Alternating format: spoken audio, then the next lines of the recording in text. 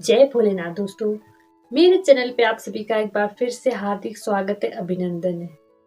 हम जान रहे हैं माँ आदिशक्ति के 10 महाविद्या रूपों को विस्तार से। माँ के जिस विद्या रूप के बारे में हम आज बात करेंगे उनका नाम है माँ तारा। जो अपने भक्तों को भव सागर पार करा दे वही माँ तारा है। माँ तारा अपने भक्तों को तारने वाली देवी है। माँ का निवास स्थान शमशान है और माँ चिता पर खड़ी होती है।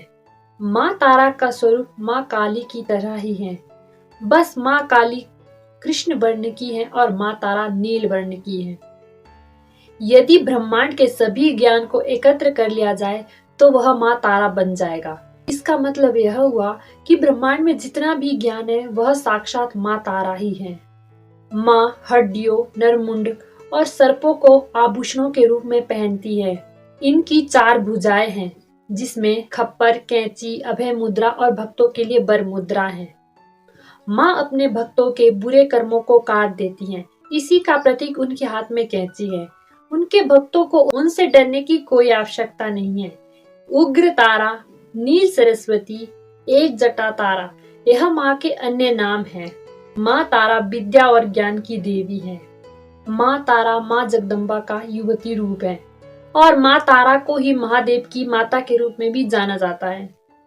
इसका कारण यह है कि जब समुद्र मंथन से हलाहल विष निकला था और उसका पान भगवान शंकर ने किया था, तो उसके प्रभाव से उनके शरीर में तेज जलन हुई थी, जिसके प्रभाव को कम करने के लिए माँ तारा ने भगवान शिव को शिशु में बदल दिया था और उन्हें अपना दूध पिलाया था, जिससे भगवान शंकर ठीक हो गए थे।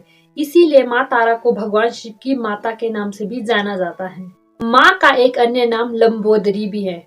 लंबोदरी का अर्थ है उनका पेट बड़ा है और मटके के समान है। यह इस बात का प्रतीक है कि समस्त ब्रह्मांड उनके ही उदर से प्रकट हुआ है। वह समस्त ब्रह्मांड के सभी जीवों की माता है। तारा का एक अन्य अर्थ स्टार भी होता है, जो कि हम रात में आसमान में देखते हैं।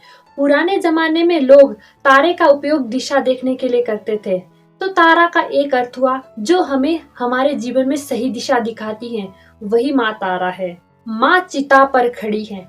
इसका अर्थ यह है कि यदि हमें अपने जीवन में माँ तारा को लाना है तो हमें भी चिता की तरह एकदम खाली हो जाना है। किस चीज से खाली? अपने अहंकार से खाली हो जाना है। तभी माता हमारे जीवन में प्रवेश करती है।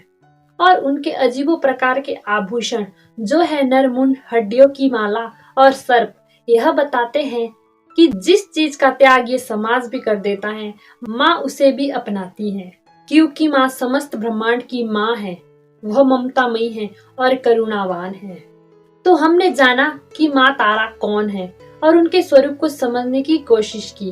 वैसे माँ को कोई पूर्ण रूप से नहीं जान सकता। अगर इस वीडियो से आपको कुछ भी सीखने को मिला हो तो वीडियो को लाइक, कमेंट, शेयर करना ना भूलें और चैनल को सब्सक्राइब कर दें।